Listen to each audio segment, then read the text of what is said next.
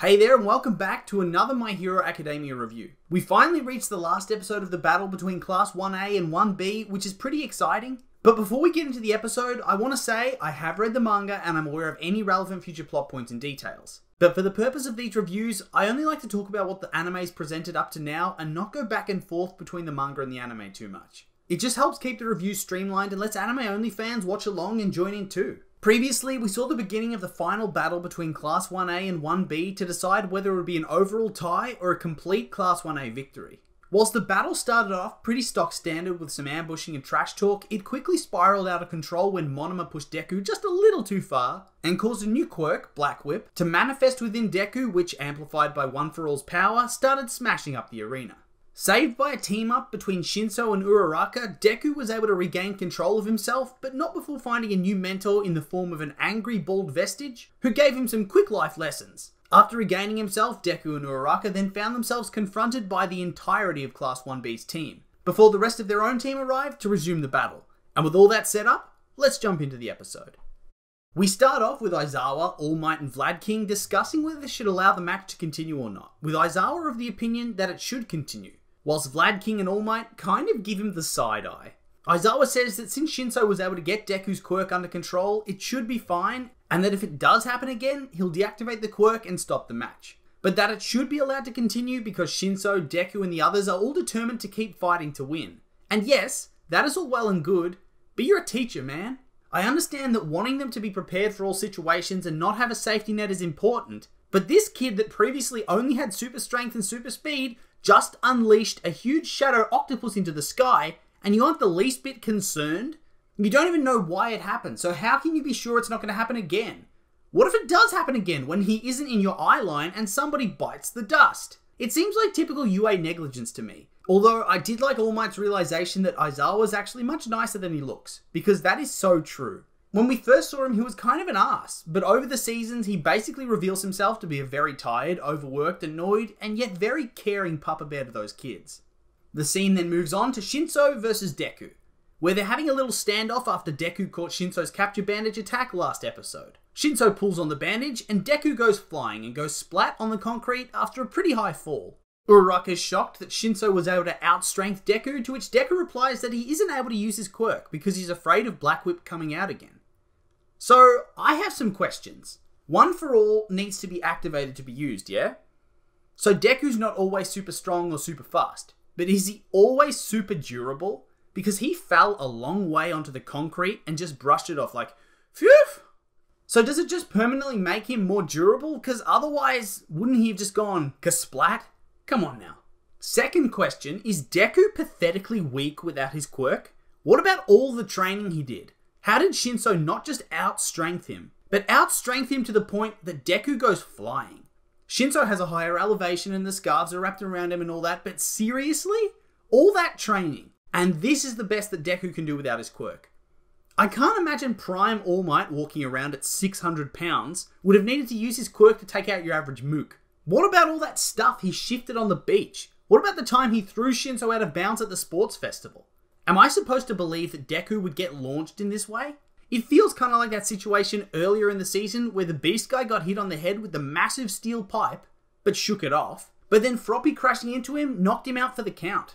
It's like a shifting of power balance because the story needs it to be shifted, not because that's what would actually believably happen. Even without his quirk, he should be very, very strong, shouldn't he? It kind of stretches believability a little bit. Anyway, Uraku tells him that they should fall back and regroup, but Deku refuses, telling her that if they do that, they lose, and that they need to fight Shinso now whilst they can see him. Uraku asks Deku if that means he's going to fight without a quirk, to which Deku tells her no. And good call, because if that's the best you can do with no quirk, good luck.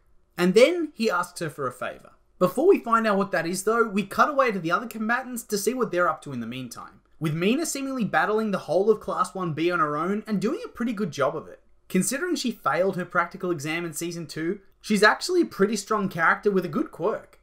Shota then tries to take her out with Twin Impact, frisbeeing a metal wheel type thing at her and activating his quirk to make the impact stronger. And that thing's going right at her head. That would kill her surely. Need to work on that non-lethal aim there, buddy. And who should be the one that saves Mina? Everybody's least favourite hero, Mineta. who bounces in off his balls with a makeshift shield to save the day. He talks about how he's the only person who doesn't stick to his balls, and thus, whilst they're traps for everybody else, for him they're trampolines. And really, this is a bit of a Chad move in my opinion. Or at least it is until he reveals that he knows he can't withstand twin impact, and was using it as an excuse to get launched face first into Mina. UA desperately needs consent classes, and needs to expel this little freak. He has no remorse, and most likely, no hope, regardless of education.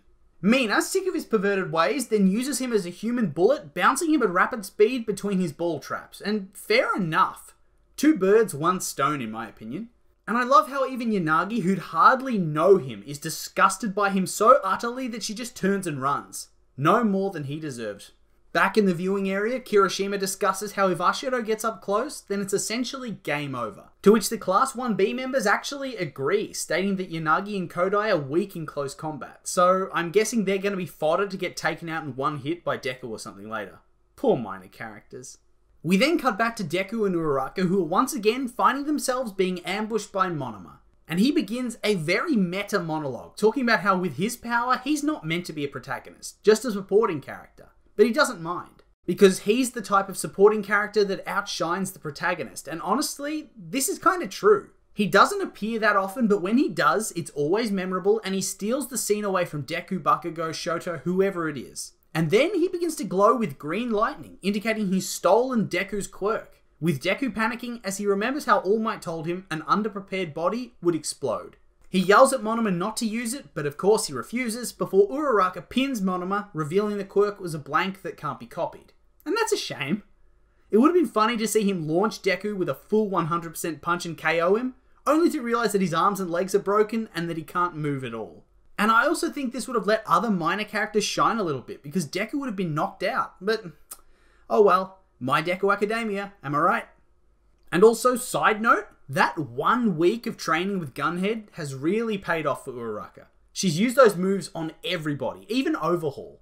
Shinso then goes to attack again, only to be confronted by Deku, who used Uraraka's quirk to get up to him and knock away his mask. Shinso then tells him that they haven't battled since the sports festival, and yeah, duh.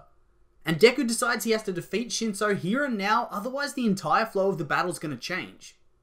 We then cut to the teachers, who are still perched watching the battle, with a particular emphasis on watching Shinso and Deku. We then get a little flashback between Shinso and Aizawa, where Shinso is learning to train with the capture bandages. And man, Shinso tangled up in the grass gives me life. Shinso asks Aizawa how is he supposed to learn to use something that it took Aizawa years to master, with Aizawa telling him it only took him that long because he had to innovate it, and passing along his knowledge will make it easier for Shinso. He tells him that it's important for heroes with quirks like theirs to have skills like this, because otherwise they'll die against a powerful villain having accomplished nothing at all, and that he needs to practice as Aizawa's not going to waste time on something pointless. Pretty harsh, but pretty typical Aizawa as well. Back in the battle, Deku's beginning to power up while Shinso reflects on his past failures and decides that he's different now. He's stronger and he's more skilled than he was before. He uses his bandages to pull on the pipes above Midoriya and rip them down onto him to try and knock him out of the fight. Deku then reflects on how he feels his emotions are under control and focuses on Baldy's words, to control your heart, to control your quirk, and how his presence was reminiscent of All Might, although this guy managed to teach Deku his quirk in like 2 minutes in the spirit realm. Whereas Gran Torino had to be the one to step in to teach Deku to control the super strength, so I guess this guy is just a better version of All Might. Deku's then able to activate Blackwhip to stop the pipes falling down on him and states that he's no longer afraid of his power, remembering his origins and how All Might trusted him and trained him to be strong, and how that memory gives him his power. And gotta be honest, whilst it's super cool that he was immediately able to control Blackwhip, it does feel very OP that he literally does so minutes after it manifests. It kind of felt unsatisfying because it feels like he hasn't earned it yet. Shinso then yells at Deku, asking him if he's been bluffing about losing control the whole time, before Blackwhip fades away and Deku stands there shaking, with his body unable to handle the quirk at its full power, and that he needs to be able to get above his 20% limit to use it without flooding his entire body with pain. So I'm guessing that's the end of Blackwhip for now.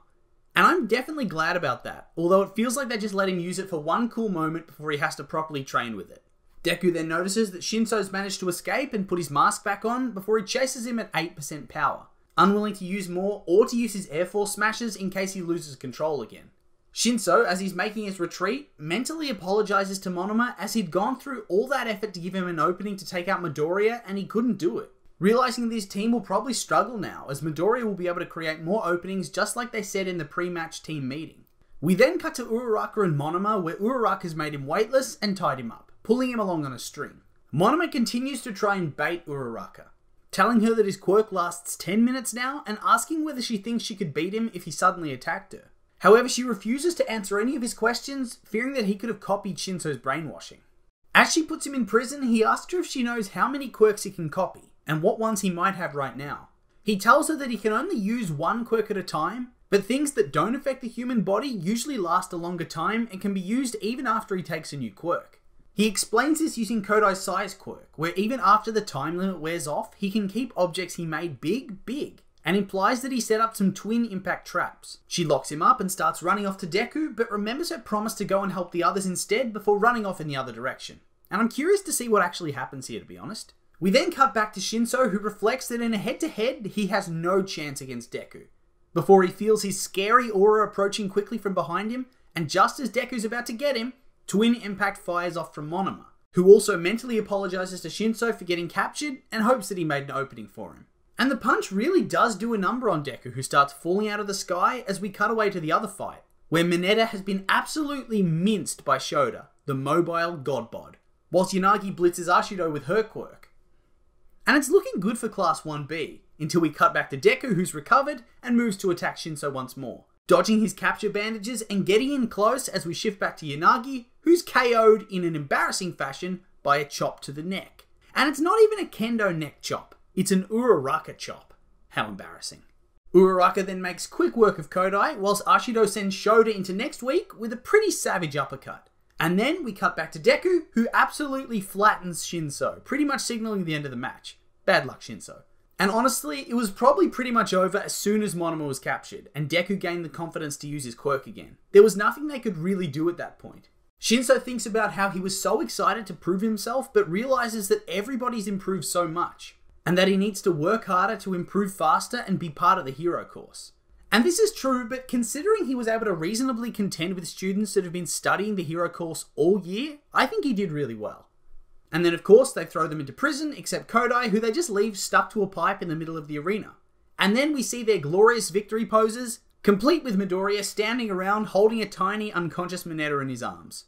Midnight then announces the end of the training exercise, whilst Jiro and Hagakure hold up a sign celebrating her fair and unbiased commentary, whilst also announcing the results so that we can get a quick refresher on all the different matches. Although I think it was a missed opportunity not seeing Vlad King's utter despair at losing the overall battle though.